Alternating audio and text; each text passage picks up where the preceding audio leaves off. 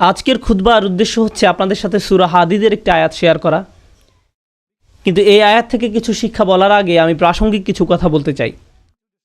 সূরা হাদীদের মাঝখানে আল্লাহ বিচার দিবসের একটি চিত্র তুলে ধরেছেন। বিচার দিবস এমন একটা বিষয় যা নিয়ে আল্লাহ কোরআনে বহু জায়গায় আলোচনা করেছেন। সাধারণত তিনি যখন এই সম্পর্কে বলেন, তিনি বিশ্বাসীদের সম্পর্কে বলেন যারা জান্নাতের দিকে ধাবমান, এবং তিনি অবিশ্বাসীদের সম্পর্কে বলেন যারা জাহান্নামের দিকে অগ্রসর হচ্ছে। কিন্তু আলোচ্য অংশে একটি ব্যতিক্রমী চিত্র তুলে ধরা হয়েছে। এখানে আল্লাহ বিশ্বাসী এবং অবিশ্বাসীদের তুলনা করার পরিবর্তে তিনি বিশ্বাসী এবং মুনাফিকদের তুলনা করেছেন। আল্লাহ যেন আমাদেরকে তাদের অন্তর্ভুক্ত না করেন। আল্লাহ বিশ্বাসীদের বিপরীতে অবিশ্বাসীদের তুলনা করার পরিবর্তে বিশ্বাসীদের বিপরীতে এমন লোকদের তুলনা করেছেন যারা মনে করত যে তাদের ঈমান রয়েছে, অথবা ভান করত যে তারা মুসলিম, অথবা তাদের ঈমান রয়েছে, কিন্তু বিচার দিবসে আল্লাহর কাছে এই ঈমানের কোনো মূল্য থাকবে না। এরাই হলো মুনাফিক। আল্লাহ যেন আমাদেরকে তাদের অন্তর্ভুক্ত না করেন। সূরা হাদীদের এই আলোচ্য অংশটি আমাদের জানা খুবই জরুরি, কারণ এই অংশটি আমাদের জানায় যে বিচার দিবসে কিভাবে এই দলের অন্তর্ভুক্ত হওয়া থেকে রক্ষা পাওয়া যায়। সংক্ষেপে বলতে গেলে কিয়ামতের দিন বিশ্বাসীরা যখন দাঁড়াবে, রাসূল সাল্লাল্লাহু আলাইহি সাল্লাম তাদের দেখতে পাবেন।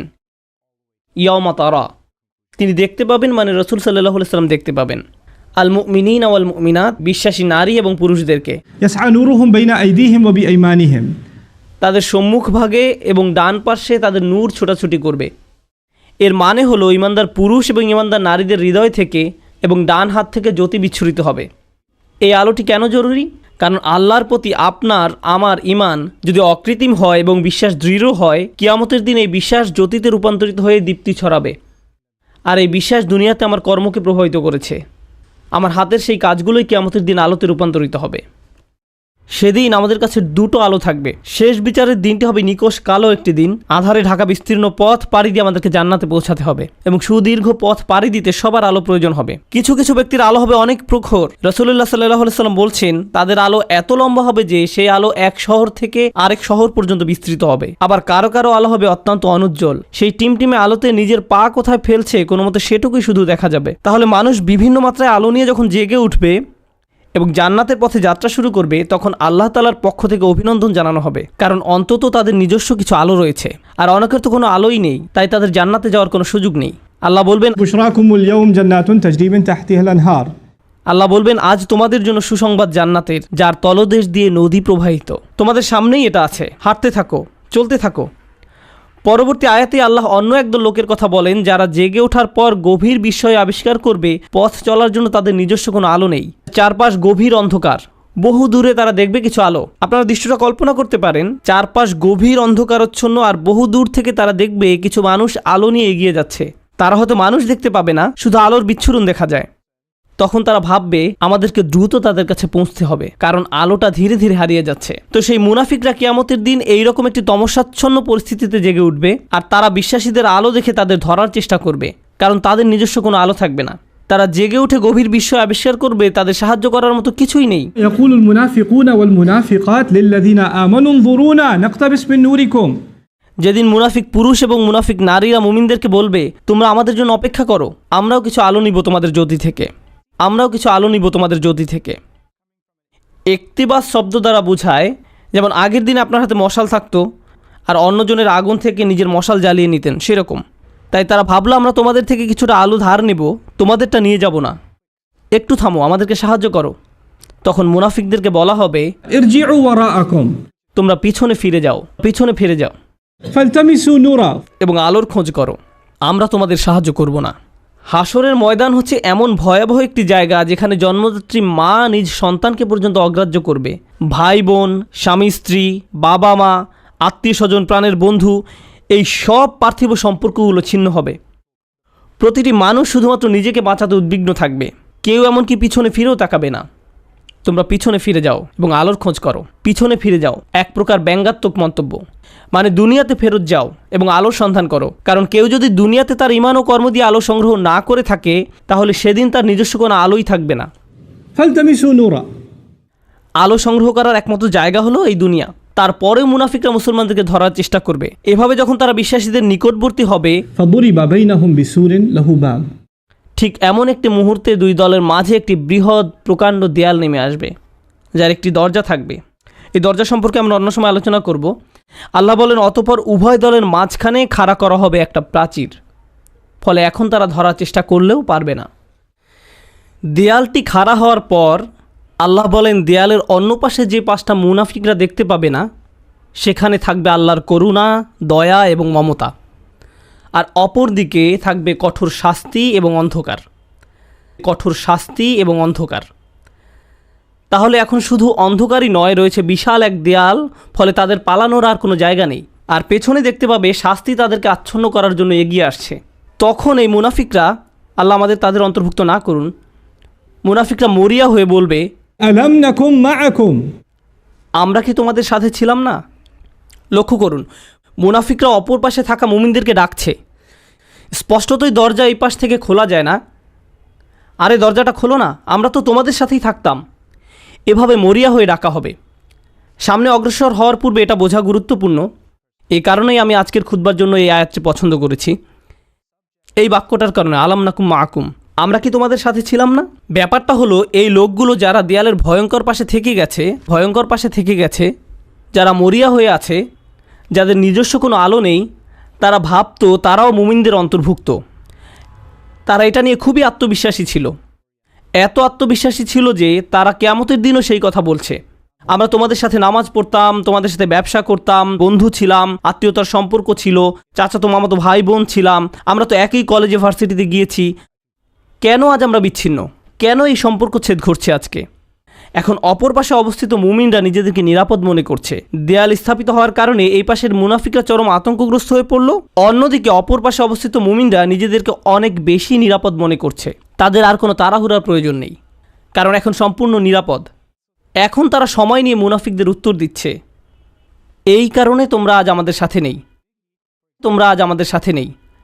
জান্নাতি লোকেরা সর্বপ্রথম তাদেরকে বলেছিল, পেছনে ফিরে গিয়ে আলোর তালাশ করো, فالتمسوا نورا পেছনে ফিরে গিয়ে আলোর তালাশ করো। স্পষ্টতই তোমাদের আলো নেই। আবার মুনাফিকরা সম্পূর্ণ হতবাক, আমাদেরও তো তোমাদের মতো আলো পাওয়ার কথা ছিল। এখন জান্নাতি মানুষরা মুনাফিকদের ব্যাপারে বর্ণনা করবে, এই লোকগুলোর তো আলো ছিল, তাদের বিশ্বাস ছিল, এই লোকগুলোর তো আলো ছিল, কিভাবে তারা এটা হারালো? কিভাবে তারা কিয়ামতের দিন সম্পূর্ণ দেউলিয়া হয়ে পড়ল? এই আয়াতটি বিশেষভাবে নিগুড় একটি আয়াত। এই আয়াতে বর্ণিত হয়েছে কিভাবে একজন মুমিন ক্রমে ক্রমে ঈমান হারায়, কিভাবে একজন মানুষ ঈমানের মতো মহামূল্যবান জিনিস পাওয়ার পরেও পরিশেষে তা হারিয়ে ফেলে। রাতারাতি কোনো ব্যক্তির ঈমান ধ্বংস হয়ে যায় না। একদিন সকালে ঘুম থেকে উঠে কোনো ঈমানদার ব্যক্তি মুনাফিক হয়ে যায় না। এটা একটা পর্যায়ক্রমিক প্রক্রিয়া। এই প্রক্রিয়াটি এই নিরন্তর বাণীতে প্রকাশিত হয়েছে, বালা, অবশ্যই তোমরা আমাদের সাথে ছিলে, ওয়ালাকিন্নাকুম ফাতানতুম আনফুসাকুম। আমি প্রথমে সহজ অনুবাদ বলছি, পরে ব্যাখ্যা করব। ওয়ালাকিন্নাকুম ফাতানতুম আনফুসাকুম। 1 নম্বর, তোমরা নিজেরাই নিজেদের বিপদগ্রস্ত করেছ। আরবিতে ফাতানা শব্দটির অর্থ হচ্ছে কোনো কিছুতে পরীক্ষাতে ফেলা। স্বর্ণ গলিয়ে তার খাদ ফেলে দিয়ে ধীরে ধীরে বিশুদ্ধ করার প্রক্রিয়াটিকেও ফাতানা বলা হয়। স্বর্ণ নিখাত করার প্রক্রিয়াটি কিন্তু সহজ নয়, বরং এটি একটি যন্ত্রণাদায়ক দহন প্রক্রিয়া। ফাতানতুম আনফুসাকুম এর অনেকগুলো ব্যাখ্যা আছে, তবে আজকের খুতবার জন্য একটা বিষয়কে হাইলাইট করব। তুমি নিজেকে বারংবার জেনে বুঝে এমন পরিস্থিতিতে ফেলেছ যেখানে তোমার ঈমান পদে পদে কঠিন পরীক্ষার সম্মুখীন হবে। এখানে জিনিসটা বোঝার চেষ্টা করুন, ঈমানের জন্য ক্ষতিকর হবে জেনেও আপনি বারবার নিজেকে এমন পরিবেশের সম্মুখীন করেছেন এবং নিজেকে বুঝিয়েছেন আমি এটা সামলে নিতে পারবো। আপনি নিজেকে এমন সব বন্ধু, আত্মীয় স্বজন দিয়ে পরিবেষ্টিত করে রেখেছেন যারা খারাপ কাজ করে, খারাপ কথা বলে, অশ্লীল জিনিস দেখে, কিন্তু আপনি নিজেকে বুঝিয়েছেন আমি তাদের মতো না। আপনি বারবার ওই সব পরিবেশে যেতেন। আপনি এমন সব আড্ডায়, জায়গায়, পরিস্থিতিতে দিনের পর দিন, মাসের পর মাস, বছরের পর বছর মিশেছেন। আপনি নিজেকে প্রবোধ দিয়েছেন এইসব আমার উপরে কোনো প্রভাব ফেলবে না, সবাইকে প্রভাবিত করলেও আমাকে করবে না। এমনিতেই তারা ঈমান হারা হয়ে যায়নি। ঈমান ধ্বংসের প্রথম ধাপটি হচ্ছে অসৎসঙ্গ। তারা নিজেদেরকে সন্দেহজনক পরিস্থিতিতে ফেলে রাখত, আর তারা ভাবতো এতে তাদের উপর কোনো প্রভাবই ফেলবে না। আমি একটি হালকা উদাহরণ দিব, আশা করি পয়েন্টটা আপনারা বুঝতে পারবেন। বাসায় যখন অনেক তেল মশলা দিয়ে রান্না করেন, তখন সারা বাড়িতে সেই গন্ধে ভরে যায়। আপনি বাসার ভেতর থেকে সেই গন্ধ বুঝতে পারবেন না, কিন্তু যখন বাইরে থেকে একজন বাসায় প্রবেশ করে, বিশেষত কোনো আরব যদি আসে, সে ভাবে যে কোনো দূষিত পরিবেশে এসে পড়েছে। কয়েক ঘন্টা পার হওয়ার পর সে অভ্যস্ত হয়ে যায়, শুধু অক্সিজেন মনে হয়। ঠিক একইভাবে আপনি প্রথমে খারাপ কোনো পরিবেশে গমন করলে সাথে সাথে বুঝতে পারেন এটা ঠিক নয়, আমি খারাপ হয়ে যাব, আমার এখানে থাকা উচিত নয়। আপনার অন্তর অস্বস্তি অনুভব করে, কিন্তু আপনি যদি বারবার বারবার বারবার এই পরিবেশে যেতে থাকেন, তখন কি হবে? আপনি আর খারাপ বোধ করবেন না। কেউ যদি জীবনে প্রথমবার কোনো ধূমপায়ীর পাশে বসে, তখন সিগারেটের গন্ধে সে কাশতে থাকবে, চোখ দিয়ে পানি আসবে, ফ্রেশ বাতাসের জন্য ছটফট করবে এবং সে দ্রুত সেই জায়গা ছেড়ে চলে যেতে চাইবে। বছরখানেক পর এটাই তাদের অক্সিজেনে পরিণত হয়। সিগারেট ছাড়া তারা নিঃশ্বাসও নিতে পারে না। তাহলে প্রথম সমস্যা হলো আপনি নিজেকে অসৎ পরিবেশে ফেলে রাখেন। ফাতান্তুম আনফুসাকুম। দ্বিতীয় সমস্যাটি কী ছিল? দ্বিতীয় সমস্যাটি ছিল ওয়াতারাব্বাস্তুম। তোমরা প্রতীক্ষা করেছ, দীর্ঘসূত্রিতা করেছ। এখানে দীর্ঘসূত্রিতা বলতে কি বোঝানো হচ্ছে? আপনি বুঝতে পেরেছিলেন যে এটা খারাপ, আপনার নিজের বিবেকের মাধ্যমে আপনি বুঝতে পেরেছিলেন যে আমার নিজেকে পরিবর্তন করা উচিত, কিন্তু নিজেকে বুঝিয়েছেন ইনশাআল্লাহ আমি খুব দ্রুত নিজেকে পরিবর্তন করব। আমি জানি নিজেকে পাল্টাতে হবে, আমি জানি এটা খারাপ, শুধু এই সপ্তাহ পরেই আমি সম্পূর্ণ ভিন্ন মানুষে পরিণত হব। বেশি না, আর একটা সেমিস্টার 2 মাস ওই বকে যাওয়া বন্ধুদের সাথে থাকবো, তারপর আমি অন্য কোর্স নিব। এখন ওদেরকে রাগানো ঠিক হবে না। আমি জানি এটা খারাপ, শুধু এই 1 মাস আমি এসব করব। আর এই 1 সপ্তাহ, এই আর 1টা বা 2টা পার্টি, 1টা 2টা ড্রিঙ্কস, এভাবে আপনি নিজেকে বলতে থাকেন। আর সামান্য একটু এই 9-10 মাস পরেই তো রমজানে সব ছেড়ে দিব, পুরাই চেঞ্জ হয়ে যাব। আমার প্ল্যান আছে হজে যাওয়ার। হজ থেকে আসার পর দেখবেন আমি কেমন ভালো মানুষে পরিণত হই। এভাবে আপনি নিজেকে বলতে থাকেন আর সামান্য একটু, কিন্তু সে পর্যন্ত আমার জন্য দোয়া করতে থাকুন। ওয়াতারাব্বাস্তুম। এই মুহূর্ত থেকে নিজেকে পরিবর্তন করতে চান না, আপনি নিজেকে শুধু খারাপ পরিবেশে ফেলেই রাখছেন না, এখনও নিজেকে পরিবর্তনের জন্য কোনো পদক্ষেপ নিতেও প্রস্তুত নন। মনে হচ্ছে আপনার কাছ থেকে অনেক বেশি কিছু চাওয়া হচ্ছে। যেভাবে আছেন সেভাবেই থাকতে চান, আরও কিছু খারাপ উপভোগ করতে চান। এটাই ওয়াতারাব্বাস্তুম।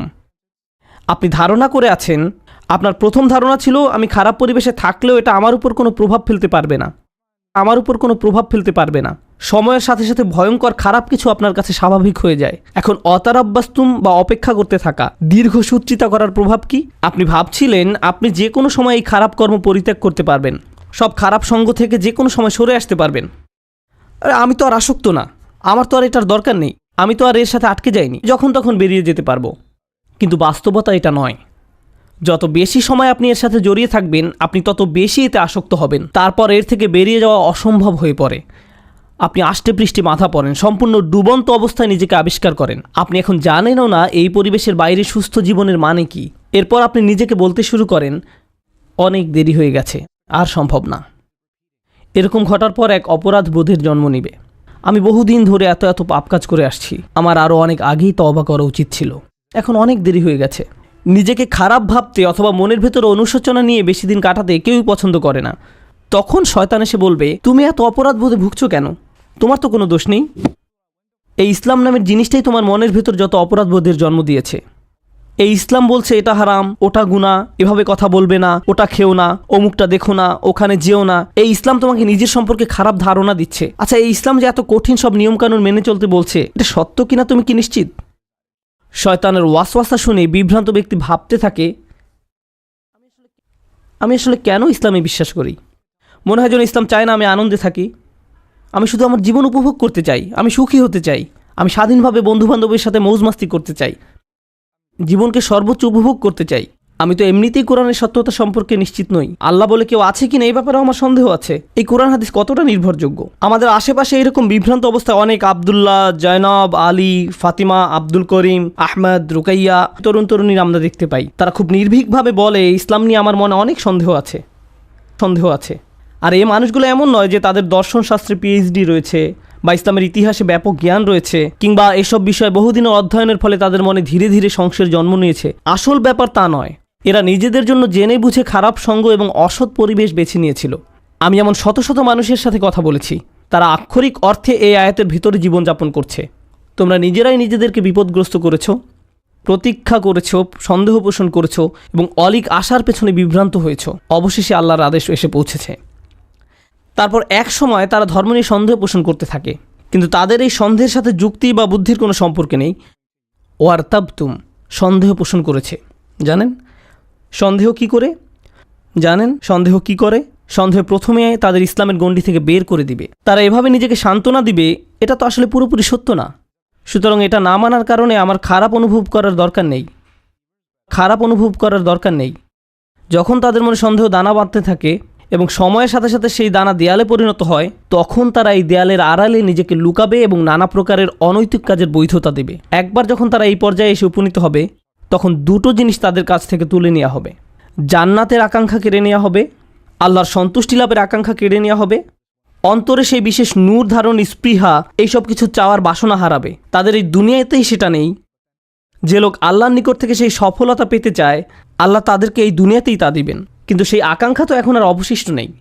তাদের এই সম্পর্কে সন্দেহ রয়েছে। 2 নাম্বার, জাহান্নামের ভয় হারাবে। এই দুইটা জিনিস তারা হারাবে, আল্লাহর সন্তুষ্টি লাভের প্রত্যাশা এবং জাহান্নামের আতঙ্ক। এই ব্যক্তির কাছে এখন কিয়ামত বা বিচার দিবসের কোনো মূল্য নেই। কেউ তার সামনে জান্নাত, জাহান্নাম, শেষ বিচারের কথা বললে এটা তার কাছে তামাশা মনে হয় এবং এমনকি এইসব নিয়ে হাসি ঠাট্টা করবে। যখন কারো অন্তর থেকে আখিরাতের প্রাপ্তির আশা হারিয়ে যায় এবং জাহান্নামের শাস্তির ভয় মন থেকে দূর হয়ে যায়, তখন কি হয় জানেন? তখন তার কাছে শুধু একটা জিনিসই গুরুত্ব পায়, দুনিয়া। মনে প্রাণে পুরোপুরি দুনিয়ামুখী হয়ে যায়। যেহেতু পরকাল বলে কিছু নেই, তাই এই দুনিয়াতেই যা কিছু করার পাবার জন্য মরিয়া হয়ে যেতে হবে। অর্থ, বিত্ত, সাফল্য, সম্পদ, জনপ্রিয়তা, বিনোদন, মৌজ মাস্তি, সব ধরনের ম্যাটেরিয়াল থিং যে কোনোভাবে যে কোনো পথে অর্জন করাটাই মুখ্য ব্যাপার হয়ে দাঁড়াবে। সে ভাববে দুনিয়া দিয়ে এইসব প্রাপ্তির ভিতরে রয়েছে সব আনন্দ এবং চূড়ান্ত মানসিক তৃপ্তি, মৌজ মাস্তি, সব ধরনের ম্যাটেরিয়াল থিং। তাই পরবর্তী ধাপটা হচ্ছে অগর্রাতকুমুল আমানিয়্যু, অলিক আশার পেছনে বিভ্রান্ত হয়েছে। সে মিথ্যা আশার পেছনে ছুটেছে এবং মনে করেছে পার্থিব অর্জন তাকে সুখী করবে। সে তার সম্পূর্ণ জীবন শুধু এই লক্ষ্যেই ব্যয় করেছে। সে মনে করেছিল এই সব কিছু তাকে তার লক্ষ্যে পৌঁছে দেবে। কারোর জন্য সেটা হয় পরবর্তী কোনো মুভি, কারোর জন্য কোনো খেলনা, কারোর জন্য নেক্সট স্মার্টফোন। যেমন কোনো স্টার ওয়ার মুভি বের হলে টিকিটের লাইনে হজের ভিসার লাইনের চেয়েও লম্বা লাইন হয়, কারণ তাকে এখনই এটা দেখতে হবে, এখনই এটা দেখতে হবে। যদি এখন না দেখা হয়, জীবন তো তাহলে পুরাই ব্যর্থ। এখনই এটা দেখতে হবে। যদি মুক্তি পাওয়ার রাতে না দেখা হয়, জীবনের তো তাহলে কোনো মূল্যই থাকে না। তাই এখনই দেখতে হবে। এরপর সে ভেবেছিল এই মুভি দেখলে তা হয়তো তাকে এক ধরনের মানসিক পরিপূর্ণতা দিবে, যা সে কোথাও পায়নি। হল থেকে বের হয়ে এসে চোখ বড় বড় করে বলে, এটা দারুণ ছিল। পরক্ষণে আবার বিষণ্ণ হয়ে যাবে। নিজেকে প্রশ্ন করবে, এখন কি করব? আবার দেখব মুভিটা? এটা দারুণ ছিল। প্রথমবারের মতো অতটা ভালো না লাগলেও মোটামুটি ভালো লাগবে, কারণ যে জিনিসটা তাদের প্রকৃত শান্তি দেওয়ার কথা, আল্লাহর সন্তুষ্টির অন্বেষণ, সেটা তো আর জীবনের লক্ষ্য নয়। সেই ইচ্ছাটাও আর অবশিষ্ট নেই। অগর্রাতকুমুল আমানিয়্যু হাত্তা জাআ আমরুল্লাহ, অবশেষে আল্লাহর আদেশ এসে পৌঁছেছে। বিশ্বাসীদের মতে এটাই ছিল তার জীবন। মুমিনরা বলবে এটাই তার জীবন, যারা তাদের ঈমান হারিয়ে ফেলেছিল, যেটা শুরু হয়েছিল আপাত দৃষ্টিতে একটা ছোট পদক্ষেপ থেকে, অসৎসঙ্গ, এবং সেখান থেকে এটা একটা অটোমেটিক ডাউনওয়ার্ড স্পাইরাল সিঁড়ি, শুধুই নিচের দিকে নেমে যাওয়া। তারপর তার মনে সন্দেহ দানা বাঁধতে শুরু করে। এরপর সে তার গোটা জীবন শুধু কামনা বাসনা চরিতার্থ করে এবং দুনিয়াবি অর্জনের পিছনে ব্যয় করে। অগররকুম বিল্লাহিল গরুর। তারপর আল্লাহ বলেন চূড়ান্ত প্রতারক। এখানে গরুর শব্দটি মুবালাগা। চূড়ান্ত প্রতারক যে সফলভাবে তোমাদের প্রতারিত করে। সেদিন ঈমানদাররা দেয়ালের অপর পাশের মুনাফিকদের এটাই বলবে। এটা একটা ভয়ানক দৃশ্য যা কোরআনে বর্ণিত হয়েছে। দেয়ালের এক পাশে দাঁড়িয়ে মুনাফিকরা ভাবছে, কেন আমাদের অপর পাশে যেতে দেয়া হচ্ছে না? কেন তারা দেয়ালের ওই পারে আটকে গেছে? তখন দেয়ালের অপর পাশ থেকে বিশ্বাসী সাথীরা ধাপে ধাপে ধাপে বর্ণনা করবে কেন তারা দেয়ালের ওই পারে আটকে গেছে। আর কোরআনের এই বর্ণনাটি আপনার আমার জন্য আল্লাহর পক্ষ থেকে একটা উপহার। এটা একটা উপহার যে কিয়ামতের দিবসে সেই ভয়াবহ চিত্রটি এখানে তুলে ধরা হয়েছে। আমার এখন জানাই উত্তম, কারণ সেদিন আমি এই পরিস্থিতিতে পড়তে চাই না। তখন জেনে দিশেহারা, আতঙ্কিত, আশাহত হয়ে পড়তে চাই না। কেন আমি আল্লাহ প্রদত্ত ঈমান হারিয়ে ফেললাম? আপনারা যারা এখানে বসে আছেন, সকল ঈমানদারের অন্তরে আল্লাহ আলো দিয়েছেন। আল্লাহ আমাদের এটা দিয়েছেন। এখন প্রশ্ন হচ্ছে, আমরা এই নূরকে অন্তরে ধারণ করতে পারছি কিনা। আমাদের নিজেদের দিকে তাকিয়ে দেখতে হবে আমরা কোথায় আছি। কেউ কেউ হয়তো অসৎ সঙ্গের ফিতনার সাথে জড়িয়ে আছি। হতে পারে আপনি মাত্র প্রথম ধাপে আছেন আর ভাবছেন যাক না আরও কিছুদিন। হয়তো এটা এমনও হতে পারে আপনি এখন শেষ ধাপে আছেন। তাই শুধু দুনিয়াবি জিনিসের মাঝেই আপনি চূড়ান্ত সাফল্য এবং মানসিক প্রশান্তি খুঁজে বেড়ান। এই আলো ছাড়া আমাদের যা কিছু অর্জন অথবা উপার্জন, শেষ বিচারের দিনে এই সব কিছু হবে মূল্যহীন। শেষ বিচারের দিনে এই সব কিছু হবে মূল্যহীন। তাই এই অনুচ্ছেদে আল্লাহ তাআলা এটাকে প্রথমে আলো হিসাবে বর্ণনা করেছেন। বিচার দিবসে এই আলোরই একমাত্র মূল্য থাকবে। তাই এই অনুচ্ছেদের প্রথমে আল্লাহ তাআলা এটাকে আলো হিসাবে বর্ণনা করেছেন। বিচার দিবসে এই আলোরই একমাত্র মূল্য থাকবে। কুরআনের আরেকটি সূরায় যেমন বলা হয়েছে ইল্লামান আতাল্লাহা বিকলবিন সালিম, যে সুস্থ অন্তর নিয়ে তার রবের কাছে আসবে, যে অন্তর তাদের সম্মুখে আলোর দ্যুতি ছড়াবে। এই দুনিয়াতে আপনার আমার আর বাকি যা কিছু আছে সবই অর্থহীন। শেষ বিচারের দিনে আল্লাহর সামনে এর সবই গুরুত্বহীন। কিছুদিনের জন্য আমরা এইসব উপভোগ করতে পারি, কিন্তু যদি এর ফাঁদে আটকে যাই এবং আমাদের অন্তরের সব জায়গা দখল করে নেয়, অন্তরে আর কোনো জায়গা বাকি থাকবে না। আর তাই এর পরের আয়াতে আল্লাহ তাআলা বলছেন ফালিয়াউমা লা ইউখাযু মিনকুম ফিদিয়াতুন ওয়ালা মিনাল্লাযীনা কাফারু মাওয়াকুমুন নার হিয়া মাওলাকুম ওয়া বিইসাল মাসির। আজকে তোমাদের কাছ থেকে কোনো মুক্তিপণ, কোনো ক্ষতিপূরণ গ্রহণ করা হবে না। কোনো কিছু বন্ধক দেওয়ার চেষ্টা করো না আজকে। ওই দরজাগুলোতে তোমাদের প্রবেশাধিকার নিষিদ্ধ। কোনো ধরনের জরিমানা বা মুক্তিপণ দিয়ে দরজাগুলোর ওই পাশে যাওয়ার কোনো সুযোগ নেই। তোমাদের থেকে নয়, কাফেরদের থেকেও নয়। এই আয়াতের ভীতিকর দিক হলো লা ইউখাযু মিনকুম ফিদিয়াতুন ওয়ালা মিনাল্লাযীনা কাফারু। আজকে তোমাদের এবং কাফেরদের একই পরিণতি। আপনি এবং কাফেররা আজ একই দলে পড়ে গেছেন। আমি তোমাদের নিকট থেকে কোনো মুক্তিপণ গ্রহণ করব না, কাফেরদের থেকেও নয়। তোমাদের সবার আবাসস্থল জাহান্নাম। কতই না নিকৃষ্ট এই প্রত্যাবর্তন স্থল। শেষ বিচারের দিবসের এই পূর্ণ চিত্রটি তুলে ধরার পর আল্লাহ সুবহানাহু ওয়া তাআলা এভাবে উপসংহার টানেন। আমিও এই আয়াত দিয়ে আজকের আলোচনা সমাপ্তি টানব এবং নিজেদের বারবার মনে করিয়ে দিব যে সেই নিম্নমুখী পথটি অনুসরণ করা যাবে না, এবং আমাদের অন্তরে যেটুকু ক্ষুদ্র আলো এখনও পর্যন্ত বর্তমান আছে তা কিভাবে দিন দিন আরও শক্তিশালী করব। আল্লাহ নিজেই বলেন আলাম ইয়ানিল্লাযীনা আমানু আন তাখশা কুলুবুহুম লিযিকরিল্লাহ, অর্থাৎ যারা মুমিন তাদের জন্য কি আল্লাহর স্মরণে এবং যে সত্য অবতীর্ণ হয়েছে তার কারণে হৃদয় বিগলিত হওয়ার সময় আসেনি? সত্যিকার অর্থে আল্লাহকে স্মরণ করলে অন্তর নরম হবে। আপনার অন্তর যত বেশি আল্লাহকে স্মরণ করবে, কারণ আল্লাহ নূরুস সামাওয়াতি ওয়াল আরদ, আল্লাহ নবমণ্ডল এবং ভূমণ্ডলের নূর। আল্লাহকে আমরা যত বেশি স্মরণ করব তত বেশি আমাদের অন্তরে নূর ধারণ করতে পারবো। তাই তিনি বলছেন আল্লাহকে স্মরণ করো। এরপর তিনি বলেন কিভাবে তুমি আল্লাহকে স্মরণ করবে। আরবিতে এটাকে আতফে বায়ান বলা হয়। ওমা নাযালা মিনাল হক, যে সত্য অবতীর্ণ হয়েছে তার কারণে হৃদয় বিগলিত হওয়া উচিত। ওহির কারণে, কোরআনের কারণে। কোরআন নিয়ে গভীর চিন্তা করুন, কোরআনের মাধ্যমে আল্লাহকে স্মরণ করুন। যখন কোরআনের আয়াত তেলাওয়াত করবেন তখন কান্নাকাটি করুন। আল্লাহ যে উপহারটি আপনাকে দান করেছেন আপনার জীবনে তার অর্থ কী তা নিয়ে চিন্তা করুন। কোরআনেই শুধু আল্লাহকে জ্যোতি হিসাবে উল্লেখ করা হয়নি, কোরআনকেও জ্যোতি হিসাবে উল্লেখ করা হয়েছে। ফাআমিনু বিল্লাহি ওয়া রাসূলিহি ওয়া নূরিল্লাযী আনজালনা। কোরআনে শুধু আল্লাহকে জ্যোতি হিসাবে উল্লেখ করা হয়নি, কোরআনকেও জ্যোতি হিসাবে উল্লেখ করা হয়েছে। সরাসরি কোরআনকে নূর বা জ্যোতি বলা হয়েছে। অতএব তোমরা আল্লাহ, তার রসুল এবং অবতীর্ণ নূরের প্রতি বিশ্বাস স্থাপন করো। আপনার নিজের ব্যক্তিগত উন্নতির জন্য কোরআনের সাথে যে সময় ব্যয় করেন, যখন আমরা বসে কোরআন পড়ব, গভীরভাবে ভাবব যে আমাদের প্রভু আমাদের কি বলছেন, তাহলে এই অনুশীলন আমাদের হৃদয়কে আলোকিত করে তুলবে। আর আমাদের জীবনে এই আলোর চেয়ে দামি কোনো সম্পদের অস্তিত্ব নেই। আমরা এখন এর মূল্য বুঝতে পারছি না, কিন্তু সেদিন এর মূল্য বোঝা যাবে যেদিন আমাদের চারপাশ গহীন অন্ধকারে নিমজ্জিত থাকবে। আমাদের বক্ষ এবং ডান হাত থেকে নির্গত আলো ছাড়া আর কোনো আলো থাকবে না, কোনো আলো থাকবে না। ولا يكونوا كالذين أوتوا الكتاب من قبل فطال عليهم الأمد فقست قلوبهم وكثير منهم فاسقون। তারা তাদের মতো যেন না হয় যাদেরকে পূর্বে কিতাব দেয়া হয়েছিল, তাদের উপর সুদীর্ঘকাল অতিক্রান্ত হয়েছে, তাদের অন্তঃকরণ কঠিন হয়ে গেছে। তাদের নিকট কিতাব ছিল কিন্তু তারা এর কোনো মূল্য দেয়নি। এটা সম্ভব যে কোনো জাতির নিকট আল্লাহর কিতাব থাকতে পারে। আমাদের পূর্বে বিভিন্ন জাতির নিকট কিতাব ছিল, তাওরাত ছিল, ইনজিল ছিল, তাদের নিকট অনেক কিতাব ছিল, তারা সেটা থেকে কোনো উপকার গ্রহণ করেনি। লাম ইয়ান্তাফিউ মিনহা, তারা ওই বইগুলো থেকে কোনো উপকার নেয়নি। ওই কিতাবগুলো দিয়ে তাদের অন্তর আলোকিত করার কোনো চেষ্টা করেনি। হয়তো তারা ভুল উদ্দেশ্যে ওই বইগুলো ব্যবহার করেছিল, হতে পারে আনুষ্ঠানিকতা পালনের উদ্দেশ্যে করেছিল, হয়তো তারা মাঝে মধ্যে শুধু তিলাওয়াত করে আনন্দ নিত। আল্লাহর কিতাবকে তারা এমন বিষয়ে পরিণত করেছিল। কোরআনও আজ আমাদের নিকট এমন হয়ে গেছে, শুধু বিয়ে শাদী অনুষ্ঠানে এটা তেলাওয়াত করি। আমাদের অন্তর বিগলিত করার জন্য আজ আমরা কোরআন অধ্যয়ন করি না। এটা ইতিহাসের এক নির্মম ট্র্যাজেডি যে মানুষ আল্লাহর কিতাব থেকে উপকৃত হয় না, অথচ যা এসেছিল মানুষের অন্তরকে কোমল করে কিয়ামতের দিন আল্লাহর সামনে দণ্ডায়মান হওয়ার জন্য প্রস্তুত করতে। আর তাই এটা এখন আপনার আমার দায়িত্ব।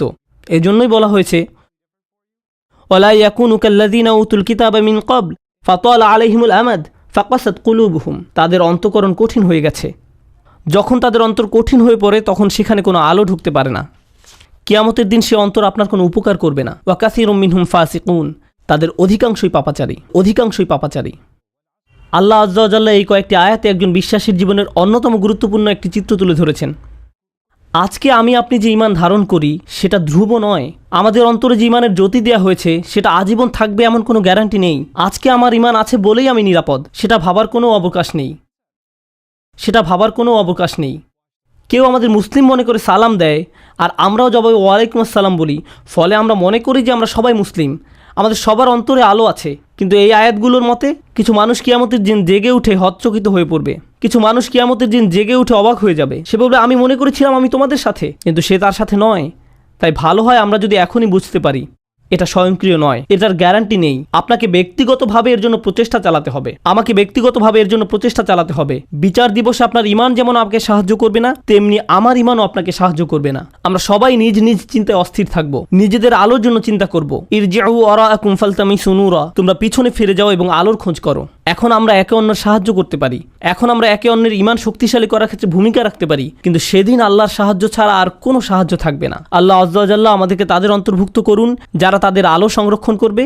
আল্লাহ আজ্জা ওয়া জাল্লা আমাদেরকে তাদের অন্তর্ভুক্ত করুন যারা দেয়ালের ক্ষতিকর পাশে থাকবে না। আল্লাহ আজ্জা ওয়া জাল্লা আমাদের নিজেদের এবং আমাদের প্রিয় মানুষদের মুনাফিকি থেকে রক্ষা করুন। আল্লাহ আমাদের অন্তরকে কঠিন হওয়া থেকে রক্ষা করুন। আল্লাহর স্মরণে এবং কোরআনের বাণীতে অন্তরকে আর্দ্র, নমনীয় এবং জ্যোতির্ময় করে দিন। বারাকাল্লাহু লি ওয়া লাকুম। আসসালামু আলাইকুম ওয়া রাহমাতুল্লাহ।